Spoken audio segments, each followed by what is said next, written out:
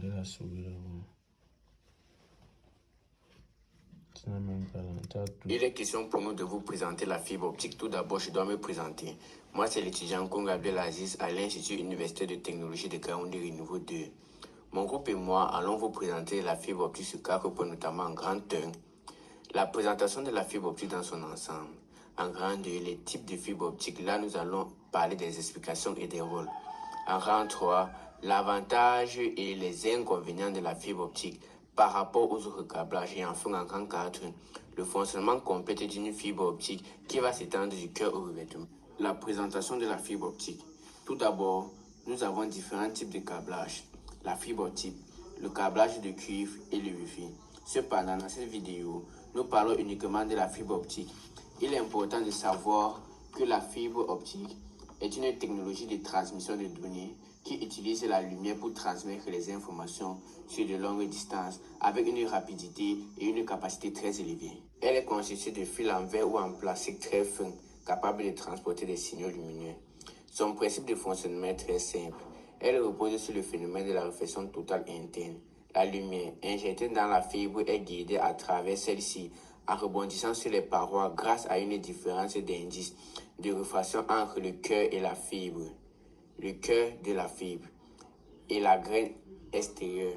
Monsieur Tchétchen Ango Mengame Julien Aimé, nous allons parler ici du fonctionnement de la fibre optique qui sera attardé sur 4 points, à savoir le cœur de la fibre optique, le revêtement, la propagation de la lumière, la transmission des données.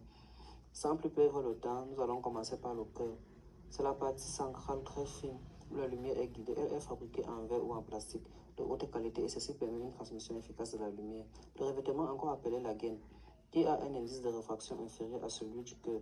Cela permet de garder la lumière confinée dans le cœur grâce à un phénomène appelé la réfraction interne. La propagation de la lumière, très souvent des lasers ou des LED, ancre dans la fibre à un certain angle grâce à la réfraction totale interne. Elle rebondit sur des parois du cœur et se déplace sur de longues distances transportant des données à très grande vitesse. La transmission de données. Les impulsions lumineuses qui traversent la fibre optique sont converties en signaux électriques à l'arrivée. Elles codent les informations vidéo, voix, Internet à travers des techniques complexes de modulation. En résumé, le cœur guide la lumière tandis que le revêtement empêche cette lumière de s'échapper, permettant ainsi une transmission rapide et fiable des données. Les avantages de la fibre optique sont 1. Une bande passante élevée qui pousse le périmètre de transmission à être élevé. 2.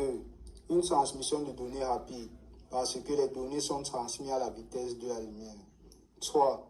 Une résistance aux interférences parce que les fils ne sont pas affectés par les facteurs d'interférence externes. Les inconvénients de la fibre optique sont 1. Des coûts d'installation élevés parce que c'est un appareil fragile avec une longue bande passante. 2. La fragilité des câbles parce que les fils sont très fins comparés au cuir, ce qui les rend faciles à détruire. 3. Une expérience spécialisée parce que c'est très coûteux et faire des erreurs sur l'appareil serait plus coûteux. Bonjour tout le monde, je suis l'élève Nana Bouta Arnold Brice. Je suis là pour vous présenter les deux principaux types de fibres optiques. Tout d'abord, nous avons la fibre optique monomode. Cette fibre a un noyau très fin, environ 8 à 10 micromètres de diamètre et permet à la lumière de voyager sur une seule trajectoire ou mode. Utilisée principalement pour les transmissions à longue distance et à haut débit, les réseaux téléphoniques, Internet à grande échelle. Elle minimise les pertes de signal et les interférences. Comme autre type de fibre optique, nous avons la fibre optique multimode. Elle a un noyau plus large, 50 à 62,5 micromètres de diamètre, permettant à la lumière de se propager en plusieurs modes ou chemins. Utilisée pour les courtes distances, comme dans les réseaux locaux LAN, car les multiples modes provoquant plus de dispersion de la lumière, réduisant ainsi la portée. En résumé, la fibre monomode est utilisée pour les longues distances et les connexions à très haut débit, tandis que la fibre multimode est plus adaptée aux courtes distances et au réseau Internet. Merci bien.